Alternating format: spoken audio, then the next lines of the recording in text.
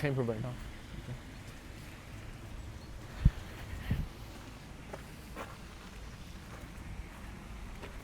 Still looking if it's green? Yes. All right. I don't want to lose the audio. Okay. If I would have known it was supposed to be green, I could have worn a green thing, so I'd have a... That wouldn't have helped. No? Yes, no. You bring out the green color in my eyes instead of the blue color in my eyes. No, if you had a black, it would be easier to spot the green actually. Are you wanting to spot the green? Yeah, I though? wanted to because I want to see it's actually I don't know. running. I was gonna wear a green something So to to make hide it it. less That noticeable makes for sense, that makes there, sense. and then I could be like Kermit or something. Yes. Hi ho, Kermit the Frog here. Yes, yes. All right, let's go. So, for people who don't know you, could you give a summary of what you do? Am I looking at you or am I looking at the camera? So, what's your name? Hi, my name is Matthew. Matthew, okay. So for people who don't know you, could you give a summary of what you do now? So what I do now is I work at a multi-ethnic church in the south of the Netherlands. Okay. I'm a pastor. Okay, very cool. So you went for the short intro, I see. Oh, what do I do now? It wasn't asking for all of my back history. Okay, yes. Let's get. We'll get that in the next question. So, give me a bit more of the history now. So let's start with your career. You've done a lot of things. What was like the first job you had in your life, and how did you get there? History. Yeah. As far as I'm doing this as a job, not just random summer jobs or weekend jobs, which I had plenty of those also growing up as a kid, but I studied journalism in the United States, and my first real job was when I got to work at a newspaper as a copy editor in the Caribbean for a Pulitzer Prize winning newspaper. So that was, for 2.5 years I worked there, and that was pretty fun. How did you get that job? You just applied and just went there, or how was? That's the really short story is, Yeah. I applied and I went there, Okay, but nice. the longer story is I applied, I think in the job application they had an error intentionally, and for copy editors one of the things you're supposed to do is find errors in copy in what's written. So I wrote, hey, I don't know if this was on purpose or an accident, but this was wrong in what you put. Yeah. And I think it was one of those tests that they weren't going to admit later was a test, but because of that, that at least got me the interview call and talked first with the head director or the like managing editor as well as with one of the others. And they said, hey, you went to a good school for journalism. You seem like you have a clue of what you're doing. Are you willing to leave like the contiguous 48 states of the US and live on a tiny island? Yeah. And they wanted to figure out a little bit of my mental state with that as well, because they said some people really can't handle that and others love it and live forever here, and others are kind of that in-between, and I ended up falling in the in-between. Yeah. So yeah, I think I got the job from seeming like a nice guy who had a clue of what he was doing with the actual work and having the benefit of a good degree behind me to get the foot in the door. So I packed up my car, drove down to Florida, put my car on a barge, flew over, and showed up right after a hurricane had gone through that area. So that was its own crazy story of traveling there, but showed up knowing no one except for a video call once or twice. Yeah. And then here I was on an island working for a newspaper. And how was that experience working for the newspaper in the Caribbean island? It was a good learning experience, right? Just not just the newspaper, but all of it, but seeing how that newspaper worked specifically for those that like news. That was nice to see one that knew how to work well and work in a way that they did win multiple awards because of what they did.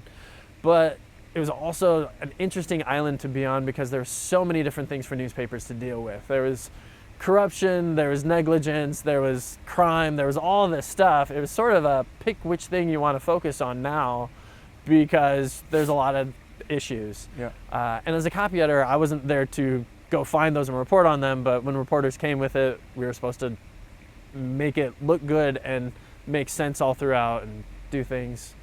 So getting to learn also how that worked as this teamwork of what's my role in this team was a great learning experience for it on an island that on the one hand was beautiful, but on the other hand I'm getting to hear all the bad stuff in the background of it, or all the shady deals that go on, at least some of them. And being in a place that felt like home and was completely not like home and didn't feel like home. Dealing with loneliness as well as making friends and all that, being the minority Yeah. for the first time. Yeah. All this was interesting. So Yeah. it was a good learning experience, trial by fire kind of thing. Yeah. Okay, so let's take the Caribbean train a bit longer. So There was no mentioned, train on the island. yeah, you mentioned loneliness and dealing with like making new friends. So how did you approach that? What was that experience like?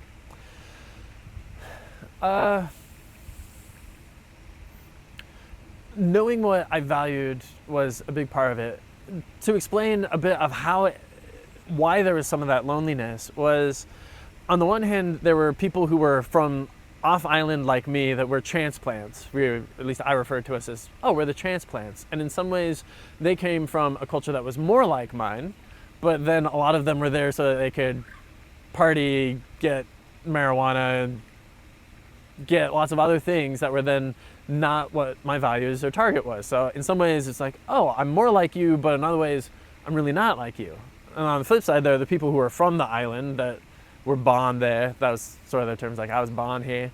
And on the cultural aspect, we were very, very different. The whole mentality of I grew up not on an island. But then in other ways, like with faith, which I'm sure we'll talk about later, that was more connected. And so in some ways, it's like, I'm not like you, but I am like you. I am like you, but I'm not like you. And how do I find, there was no one who was that fit. Yeah. Even the geese agree with this, apparently. Yeah. So learning that, and then the other big problem was my job schedule. So working for the newspaper, I would go into work at 3 o'clock in the afternoon and work till 11 or midnight. So the time most regular people were at work, I was free and could go to the beach by myself and maybe meet people who were tourists, but not make connections long term. And then the times where I was working, everyone else was free. So it's like, hey, you want to come hang out on Monday night? I'm like, well, I'm working all night. So finding some of that was, okay, how do I learn how to connect with people who are different from my value system or what they put forward? And so being around some of those activities, even if I'm not taking part in all the stuff they're doing, spending time there, as well as, okay, how do I spend time with and learn to adapt culturally to people who also have some of the similar thoughts or mentalities toward the world, and holding both of those in balance. Yeah. But another way, and this is one of those, I made friends by starting to do community service work. And it's not that I'd never done any of that before, but that was one of those things I could find during the day when other people were working. Well, there's also the Salvation Army that helped to do a feeding program for poor people on the island. So I started showing up, honestly, more for me than to help them, though I wanted to serve them, but it was, hey, I just need to make connection here. Yeah. And they eventually said, oh, you can help with serving food to people. And I made friends with a guy who was homeless, more or less, or living in a poor situation and in a very dangerous situation. So I said, hey, you want to come live with me for, it ended up being about a year.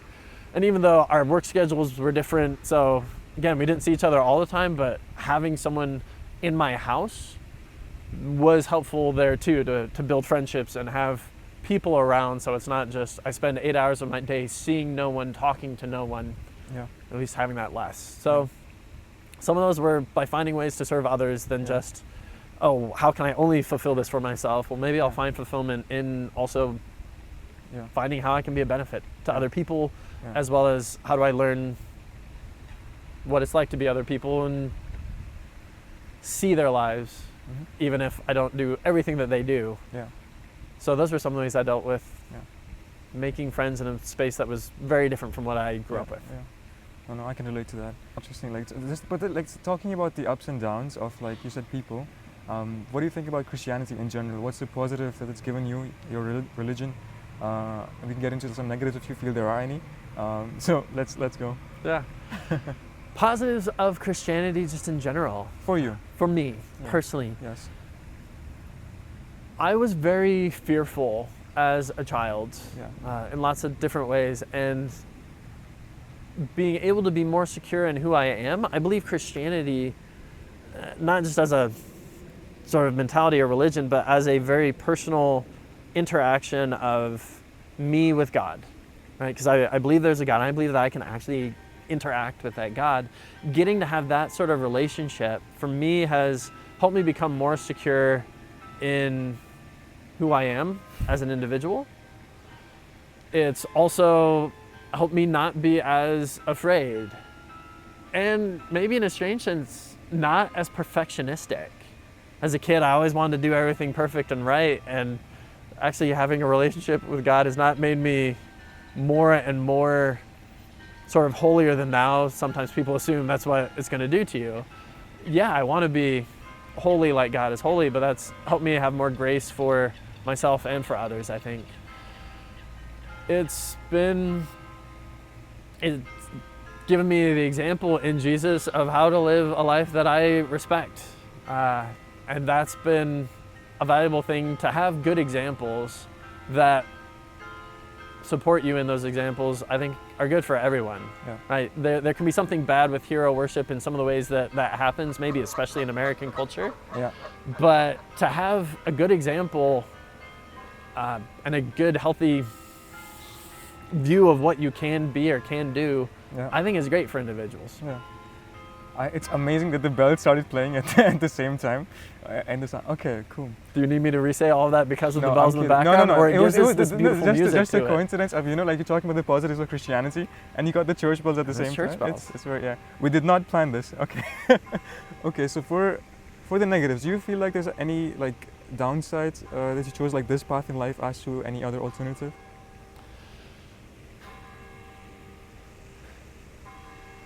Negatives that can be positive, if that makes sense. Or like let's say like To regrets explain, or right? like It depends upon what someone wants to always view as negative or positive. yeah. But Jesus, even when he talks, he admits, right, it's not always going to be easy to follow me for various reasons. One is just ourselves, where Jesus said you have to die to yourself, so to speak. And this idea of there are things that are my natural inclination, my natural wants and desires that it will be better for me in the long run to say no to, feels negative in the like immediate future at times. So some of those of moments where, oh, I would have pursued something else just for my own personal feeling of accomplishment, and having to lay that on the side for someone else's good, that is a negative that I think eventually becomes a positive. It's similar to, right, in any relationship, there's always going to be opportunity costs. Yeah. I am married, I love my wife, that's been great, but there's opportunity cost in saying yes to her. That meant saying no to other options that could have been interesting. Yeah. Or no to other things that might happen. Yeah. Sometimes it's the one that gets away that flies off. So there are those moments. Yeah. Is it a negative? In some ways, yes. Do I feel like the positive, right, there's going to be that opportunity cost no matter what you do, so I feel like it's the right choice to make. Yeah. But have there been people that disliked me because I chose Jesus? Yeah. Has that hurt relationships when people find out, oh, you're a Christian, I don't want to talk to you, or oh, you must be backward, or oh, whatever. Yeah. Are those negatives?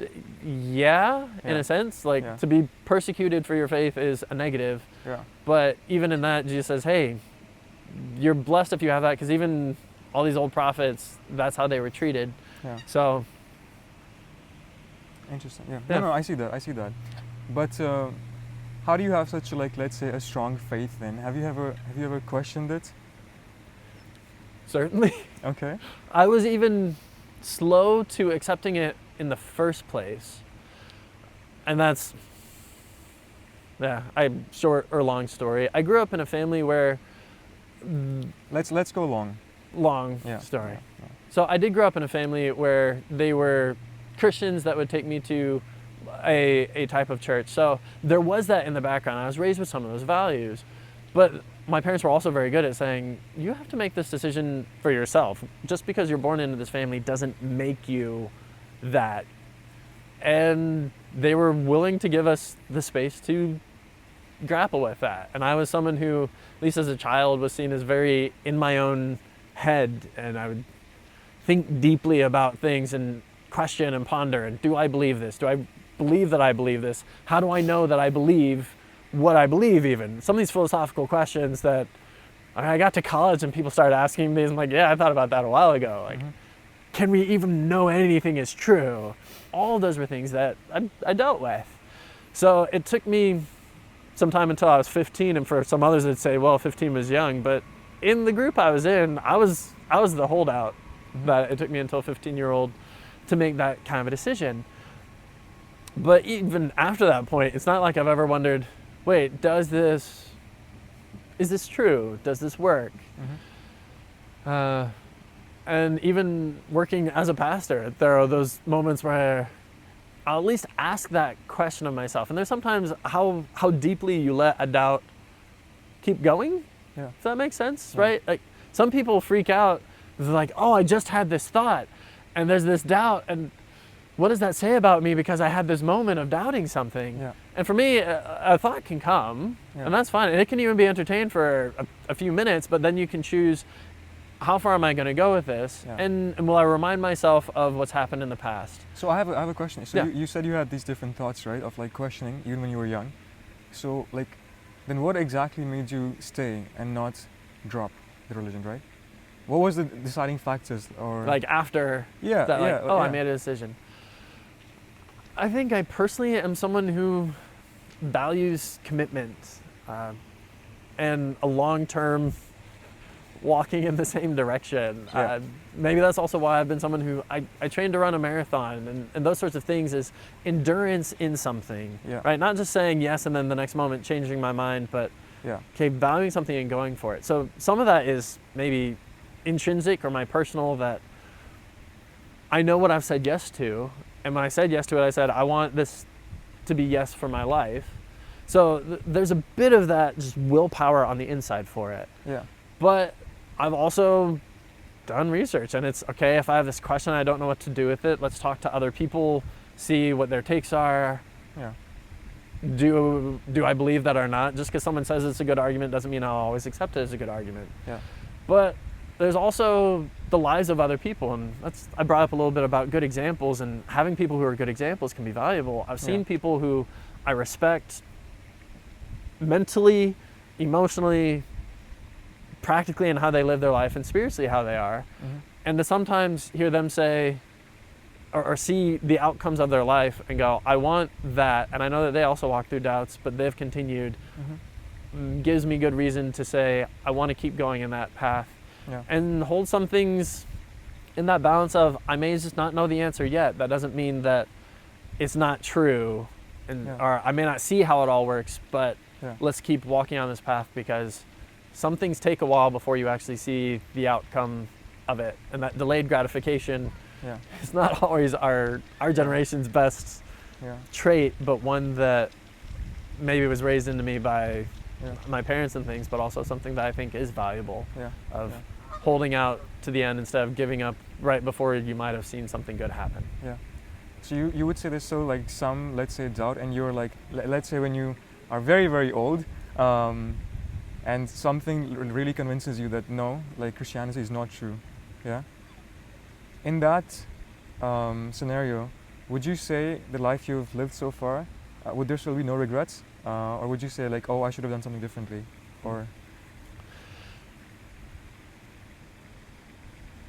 that's something I've asked myself as well, of, am I grateful that I lived it only because it's true, or would I choose it because it's true in action even if it wasn't in word? I don't know if that makes sense of how I put that. But when I've considered it, though I wouldn't say everything in my life is as I've always wanted it to always be, like that I've reached every goal and every accomplishment, I am grateful for the way that I've lived my life. And again, not as perfect, but the things that I'm proud of are the moments where I did that according to the way Jesus lived. And so I don't think that would change. I think the reason why it's true is because it's true, that Jesus was right of it. So like the reason why living that out works is because it was true in the first place, and so that works for it. But even if all of that was somehow proven false. Mm-hmm. Could I say that a different way of life would have been the better way to have lived? I haven't seen that proven true elsewhere. So Yeah. So there's like if very low somehow probability. it could be proven Yeah. that all of that was wrong, Yeah. I don't know that I would regret it then. But it's a theoretical question that would there be? And there's the part of me that says, well, by my faith and by my experience, I've seen this is not untrue. Yeah. So I don't think it'll all be proven wrong, though I'm sure that there are parts of it that'll be proven wrong on. I don't think that I have all knowledge of everything fitting perfectly into place. Yeah. I do think that there are some of those main ones that I can know yes, yes, and yes. Yeah. But there's probably other stuff in there that I think is a yes that Yeah. might not be exactly how I viewed it. Yeah. And I can be okay with that, knowing that the broader aspect of living the way that Jesus lived out love is the way that I want to live my life. Yeah. It's a very good answer. You know, I was talking to someone who's also a Christian, and she mentioned that for her, like the resurrection is one of like the main things that defines whether Christianity is true or not. Is that for you the resurrection, or do you feel like there's some other aspect or a combination of different things that can define whether Christianity is really true or not? Especially for Christianity as a religion, the resurrection is so central. Oh wait, we can let it go. Yeah. It's a very nice plane. It's Emirates.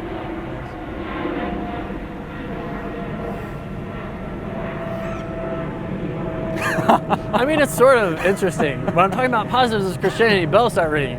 When I start talking about the resurrection, the United Arab Emirates is concerned. Okay. Or at least the plane is just flying off, and Yes. coincidence. Yes. Wait, sound is... I can still sort of hear it. Sort of hearing, yeah.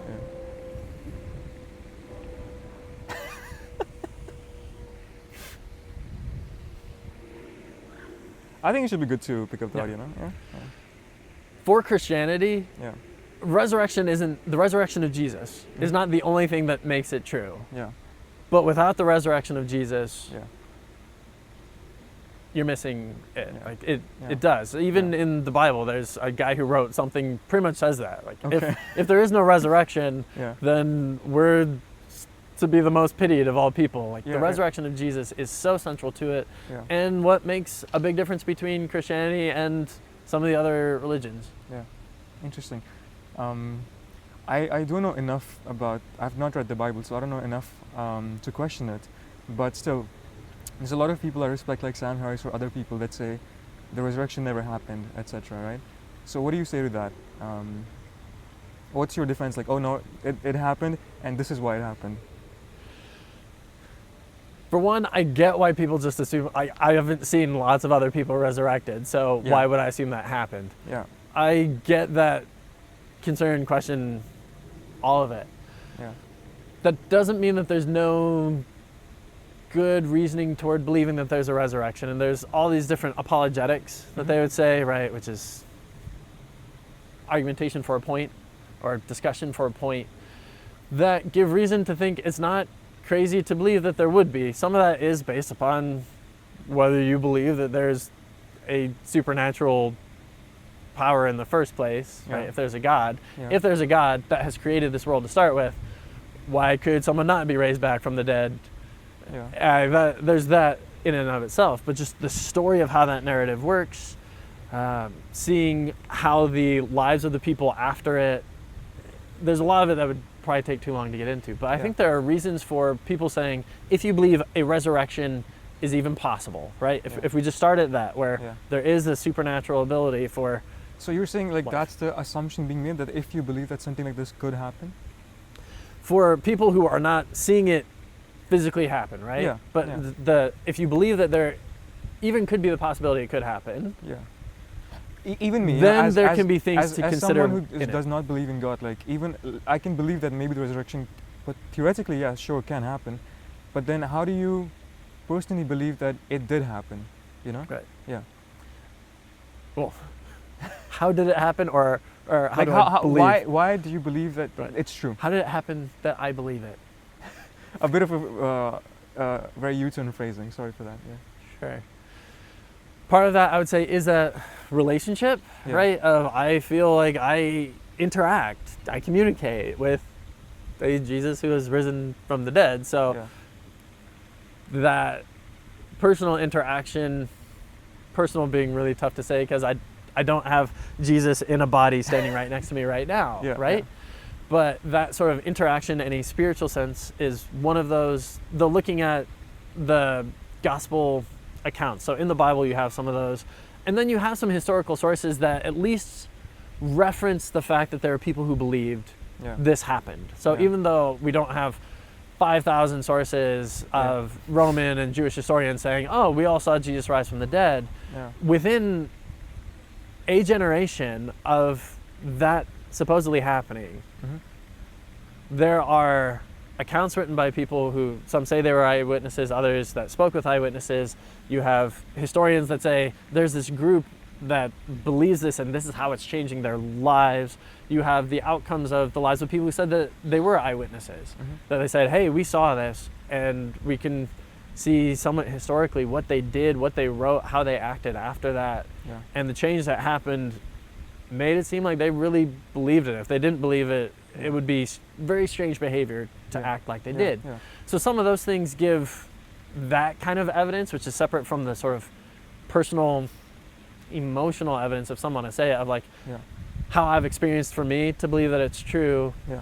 And this here are based on historical reasoning and sociological understanding of human behavior, and those Yeah. reasons why I believe the people who wrote about it believed it was true, Yeah. and some of how the story and narrative goes, that makes sense. Yeah.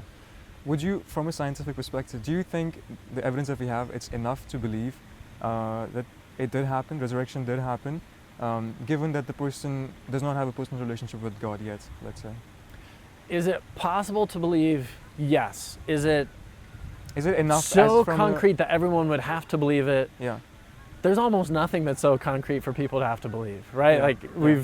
you and I personally have had those conversations, and Yeah. and philosophy has been having that conversation amongst itself for so long of, Yeah. can we believe all these things, right? Yeah. Are we certain that any of this is? So Yeah. can people disbelieve it? Yes. There's no way that I can say you will absolutely have to believe it once I show you this evidence. Yeah. But I believe that there's enough evidence for people to say it is possible, likely, Mhm. and even the most likely option.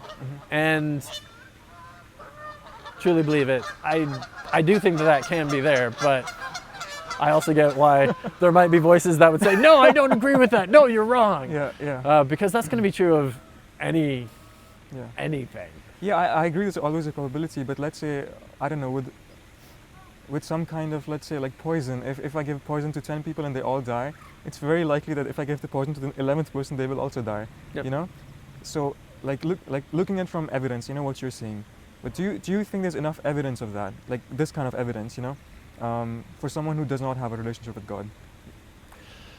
One of the difficulties with the poison analogy that you use versus that, right, is like trying to get something to happen now Yeah. again. And Yeah.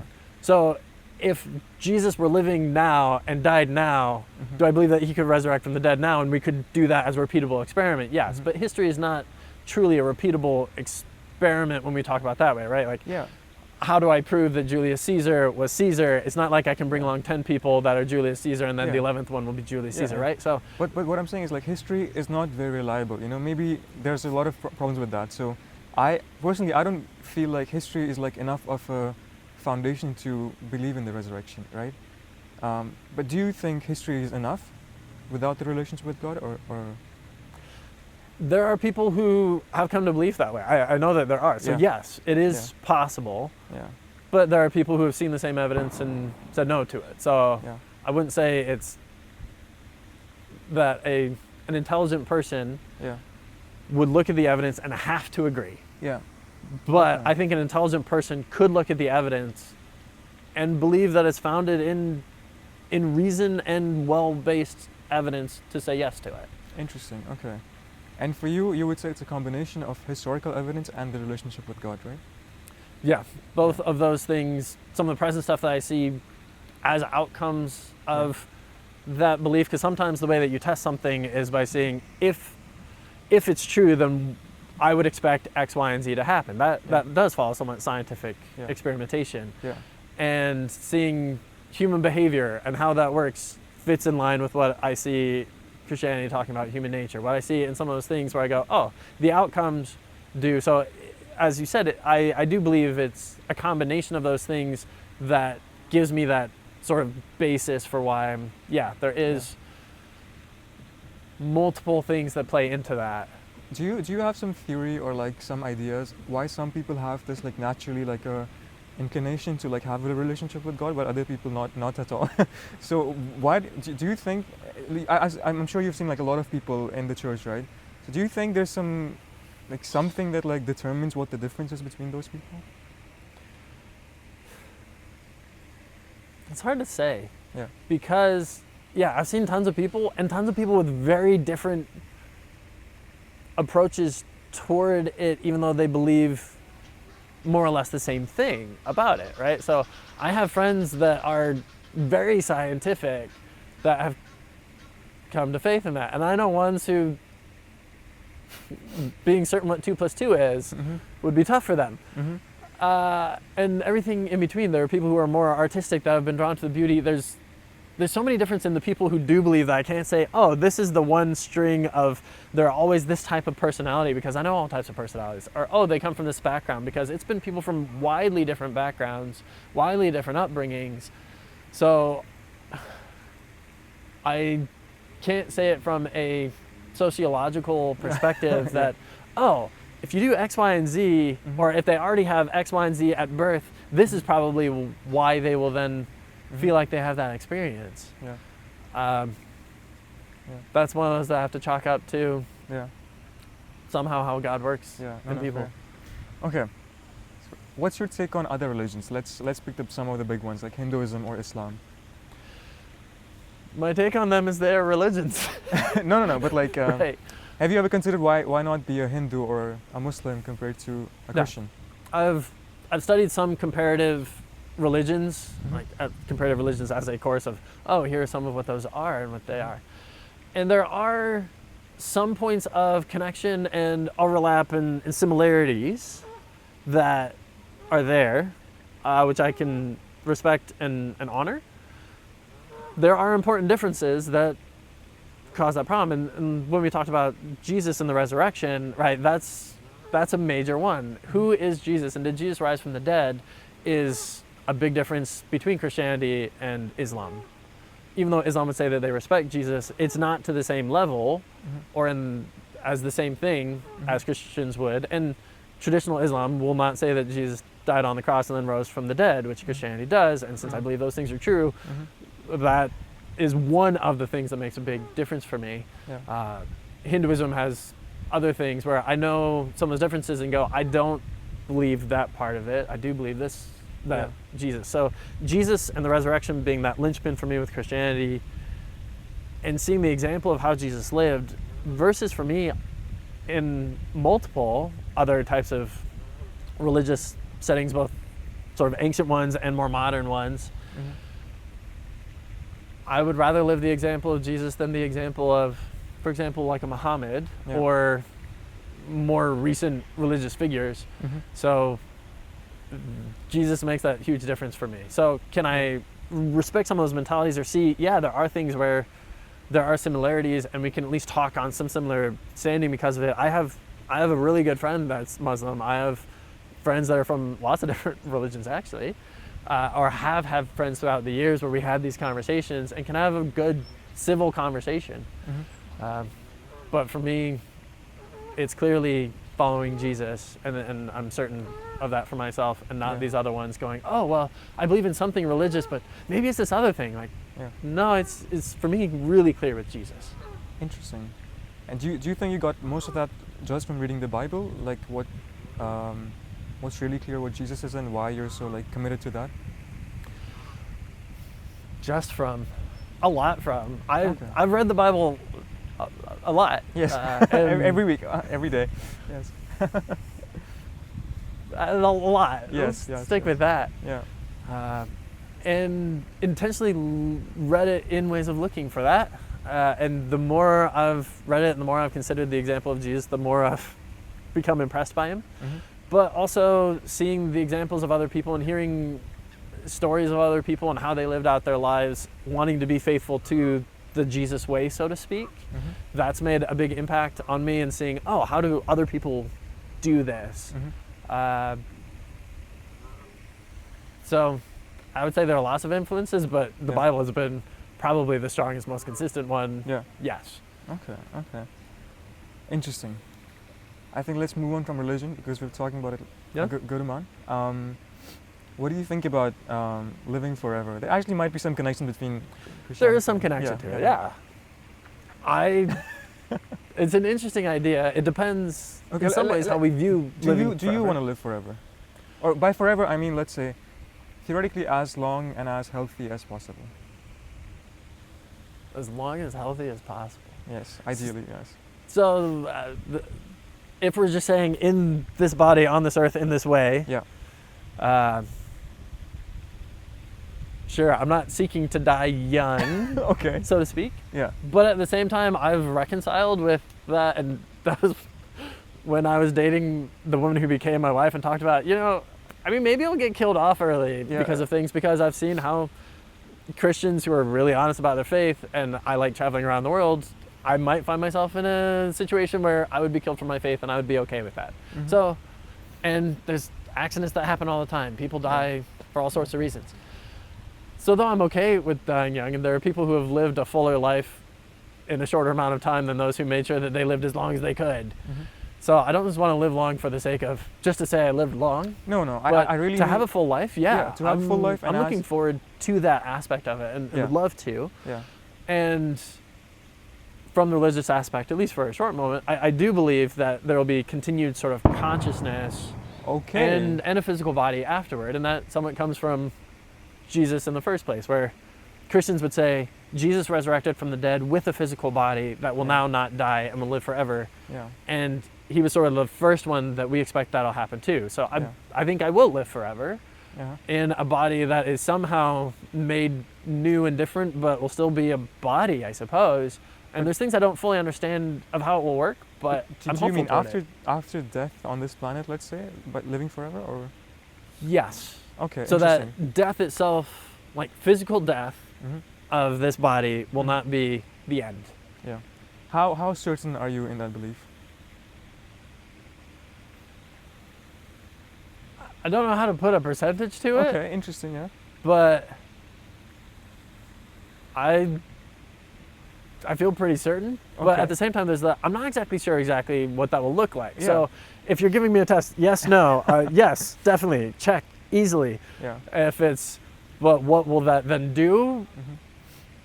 Yeah. There's a lot of open space Yeah. in, okay, what will a new heaven and a new earth with new bodies look like? Yeah.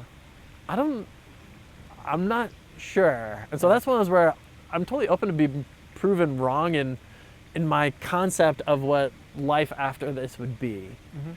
Uh, I think what's hard for me to understand is, like, of course there's Christianity, but like, is the belief strong enough to be like, yes, I might live after after death, you know? Like, for example, for me, if I die tomorrow, I'm like 99% certain that there's nothing afterwards, right? It's just blackout. There's just nothing, right? At least for the personal conscience.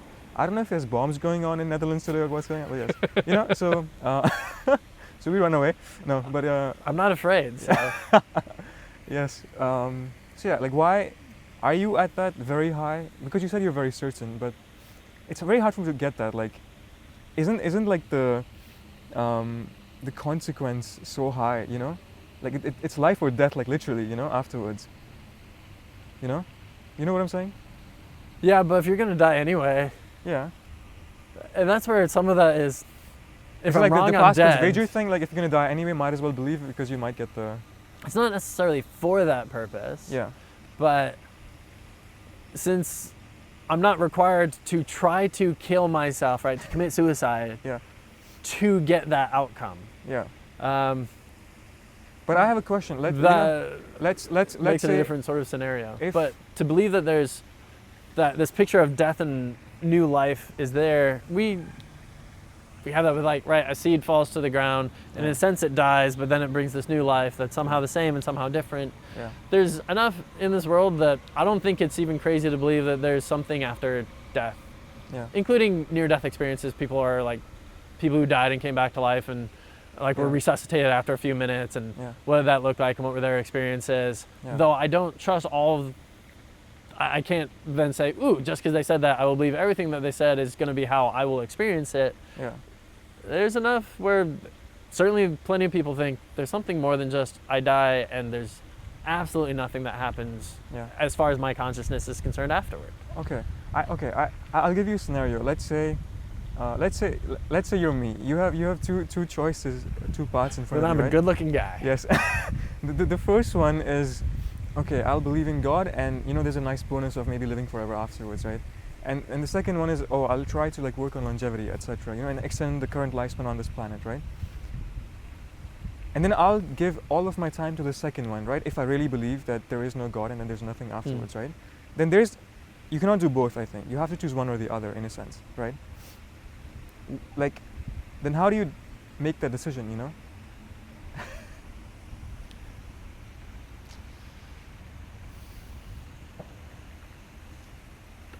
If you just look off of a benefits sort of model, right? Yeah. I work all this time for this longevity, knowing that there's a good chance it will fail. Yeah. And even if I extend it for some amount of time, how long will that work and what will it be? Yeah. I don't see the outcome being so much better. If you want to be like a betting person, Yeah. I would bet on the thing that gives you a longer life if the concern is that, right? Yeah. And this belief that I have, I think is longer and stronger and more purposeful I have a thing than that if you're just going off of those two things. Yeah. I do believe that someone can believe that there will be life after death and still work towards helping longevity, Sure. right? So many medical advancements, Yeah. though not all of them, but so many have been done by people who still believe that there would Yeah. be an afterlife. There are Christians who have done incredible work in science and all those things that help Yeah. all of the world, right? Yeah. And still believe that, and they didn't say, "Oh no, I can't do this because we're just gonna live forever anyway." Yeah, sure. But I guess my issue with that is like in the first path of Christianity or any other religion, I don't see any like proof that okay, afterwards there's a life, right? Mhm. But in the second path, you can see like how the trajectory of lifespan is like increasing here and there, right? For example, recently there was like I read some news. I read some news that a man is like surviving with like an organ from a pig, right? Like after 6 months, like 6 months after he got the transplant, right? So like there's like many things and like improvements in technology and science and medicine that gets you to like maybe give you extra 10 years of life, etc. And a lot of that is already happening. So here I can see some sort of like evidence and like okay, life can be extended, But here I'm like, oh, this to me feels like a much bigger of a gamble, even though this is like extremely unlikely to work. There's still, it's like I don't know, it's like. If you go off of just those, Yeah. some of the things I would say from a faith side, Yeah. I mean, if we're working off of this will just get you an extra 5 to 10 years, No, ideally way more, but ideally way more, but so Yes. far, right, like I haven't met the 200-year-old man yet, kind Yeah. of thing, right? We're not even doubling our lifespan. yeah, As far as a general lifespan for lots of people. If it's for this individual, they were supposed to die at 20 years old because of this disease, but then we've healed this disease and they get to live till they're 70 or 80, right? We've expended their lifetime Yeah. a lot, yeah, but they're still dying at sort of a normal life age of it. yeah, But for those sorts of things, right, faith actually does play into that. I do believe that prayer can make a difference in people being healed, and that there have been people who have been healed of cancer and lived 10 and more years because of that. That doesn't mean I'm not encouraging people to find other medical ways of it.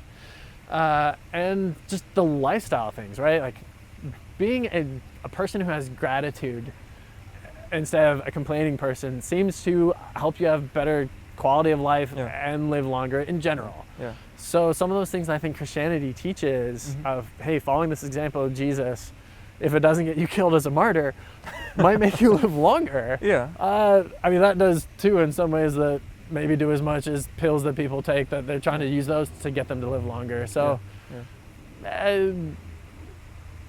we're living a little bit longer.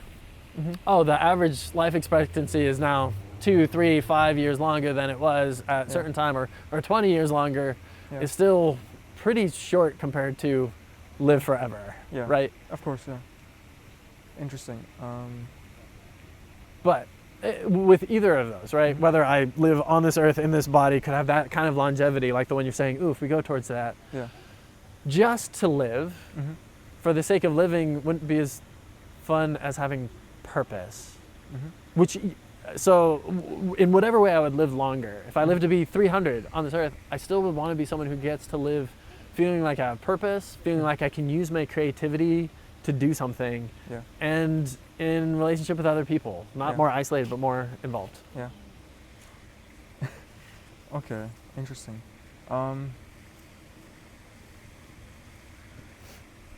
I think for me the thing is like in the first scenario, even if you do all, let's say, the gratitude and the prayer, right? Like throughout history, like I don't think you're gonna ever extend to like hundreds of years, right? But in the second one, I feel there's good evidence that's like going towards that, right? What do They're you trying. think?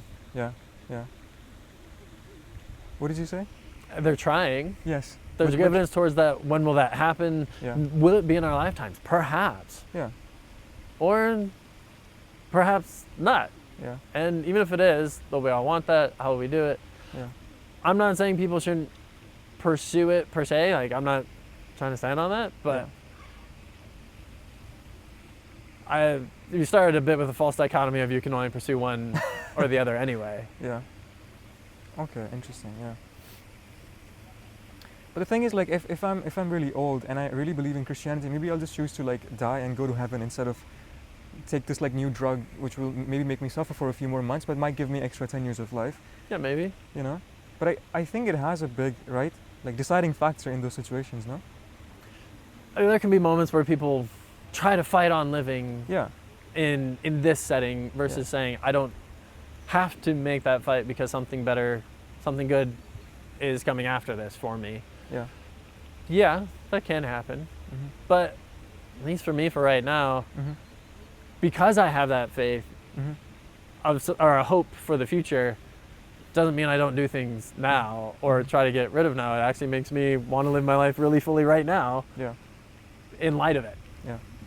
Okay. Very good. All right. So let's go a bit more vanilla maybe now. So how do you think life is compared to the U.S. Comparing Netherlands to the U.S. Life? Because you've been here now. You said like 17 years, right? Yeah. Yeah.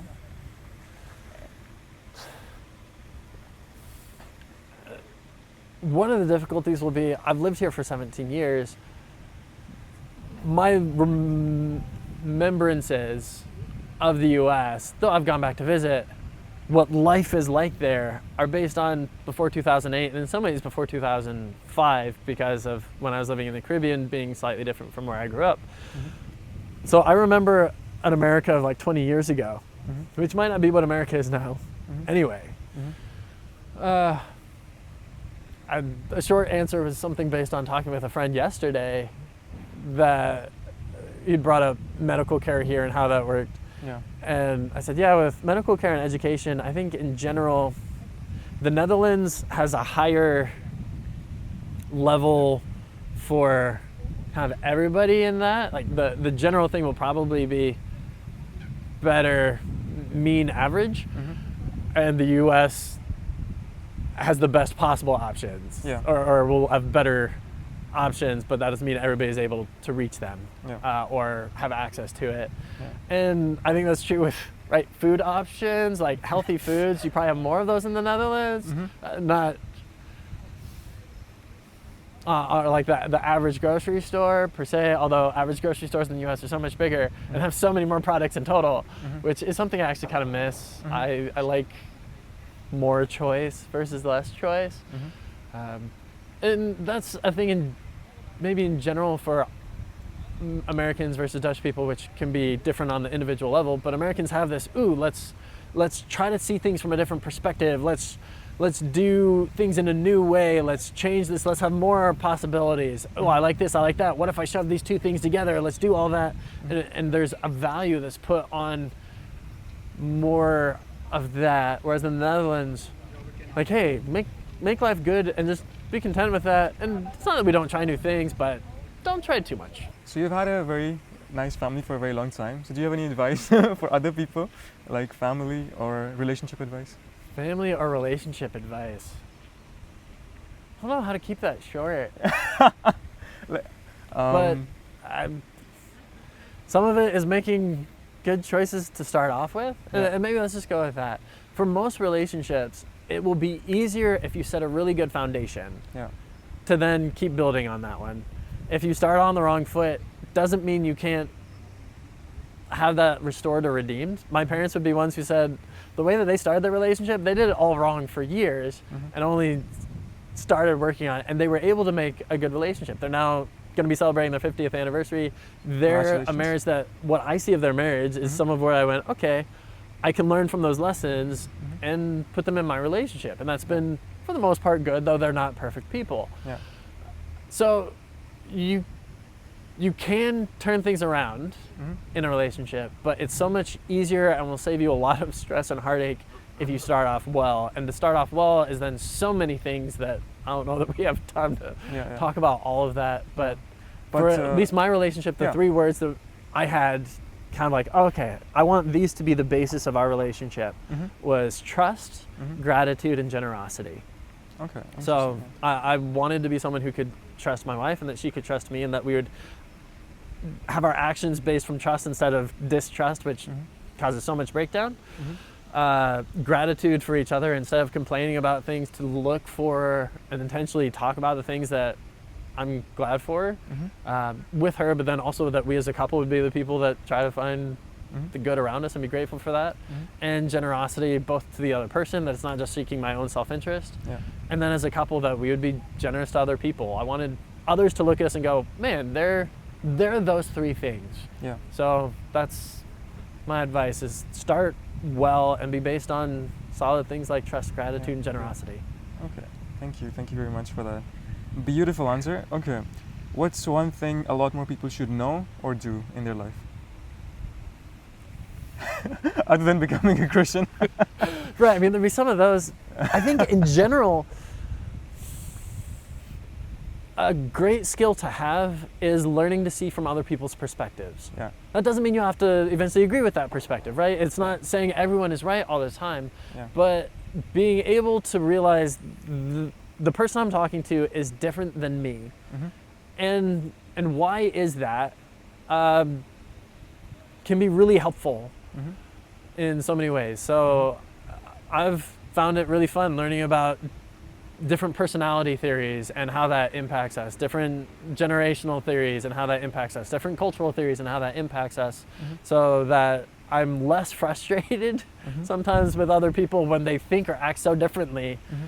I at least have a place to put that. So I think something that's valuable is to just be curious about people and learning their perspectives, and sometimes that's so that you can learn something new and start to agree with them more, sometimes so you can better give a reasoning why they should see things from your view. But a curiosity. So know how to be curious, because that will help you know so much more. Okay, I love that. How's the music going? The music. So first, I haven't explained anything about the music, so maybe that should be helpful. I love writing music and performing music, and I do that in the church setting, but also some other places. So I do have Spotify and all of that. I will drop your link, yes. Yeah, people want to listen to some of my music. I enjoy music in general and styles. How's it going at the moment? So I have 13 songs that are in process. Let's go. Still. In some level of, there's a guy who's working on editing them, or different guys working on editing them or getting more voices for it, etc. I have written a whole lot more songs that I want to do stuff with. I don't know that that'll ever be what I do as my livelihood, though if it could be, that would be amazing. That would be so fun.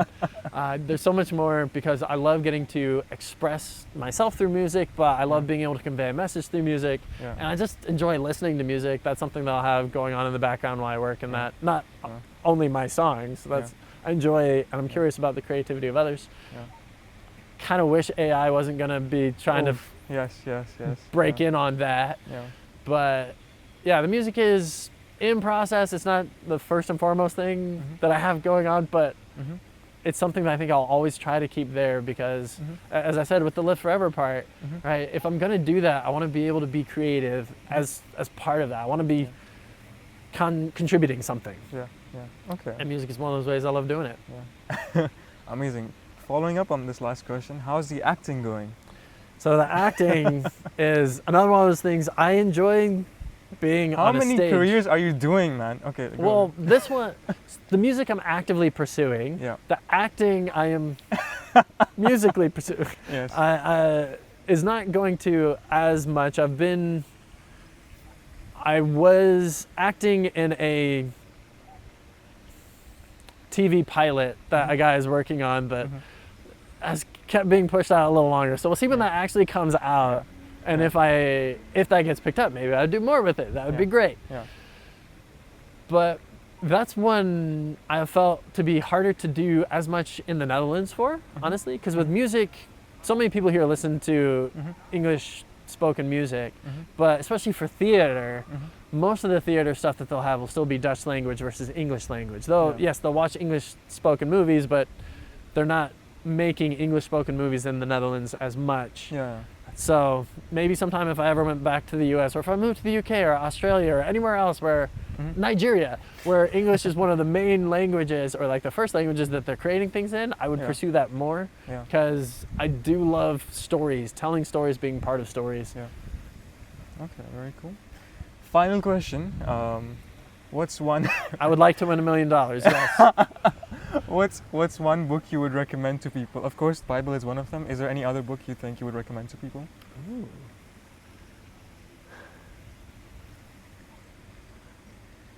As just interesting reading. Or a book that has been impactful in your life, yes. It depends upon the crowd. Ideally positively impactful, yes. A positive impact. Ones that have to do with various parts of, faith, Mere Christianity by C.S. Lewis, or Roaring Lambs by Bob Briner. That one wasn't trying to convince people about Christianity, but was saying, hey, if you have this faith, you should live that out in realms like the arts, in music, in TV, and all these things. And there's a guy who worked at a national TV station, and so that one for me was impacting to see, okay, how can I use some of those other skills and interests of mine, like music and acting, but then use that in a way that gives some sort of statement for what I believe. Yeah. So those are ones that I've liked.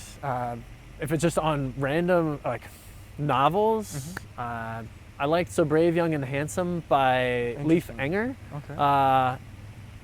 I liked The Kite Runner back in the day. There's those that are interesting. Yeah.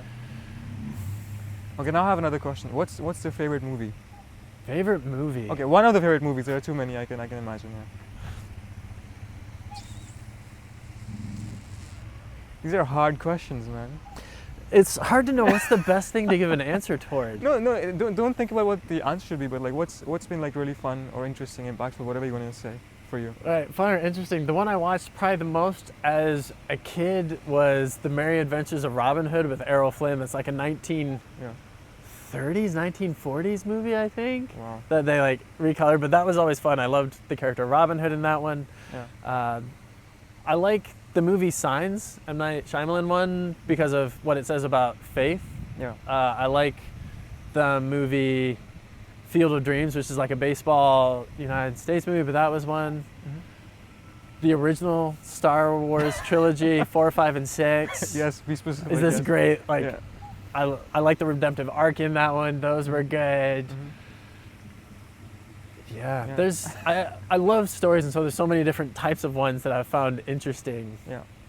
Okay. And there's the movies you're like, ooh, I love the soundtrack, but the rest of the movie wasn't that good. I don't know, but the soundtrack was amazing. Yeah. Epic war movies like Braveheart or The Last of the Mohicans, which has fantastic music and a really great performance by Daniel Day-Lewis. Yeah. Okay. So amazing. many to choose from. Amazing. Thank you so much. I think I've made you sit on the top of a bench for about an hour now. So thank you very much, and have a great day. Thanks for giving me the opportunity. And if I ever get to chat with the people who are watching this by video, I'd be glad to have a conversation. Yeah. God bless. Please comment so then we can do something. All right. Thank you. Maybe Say like this. something, just anything. Say something, say anything. Great. come here. It has some of my best assets, maybe not all of my best assets, but Yes. it's got the eyes, which Yeah. Okay. You go. people pay most attention to anyway. Yeah. I don't know that I have the kind of chest I need to tell people look up here, Mm. guys. They're already focused up here anyway. Yes.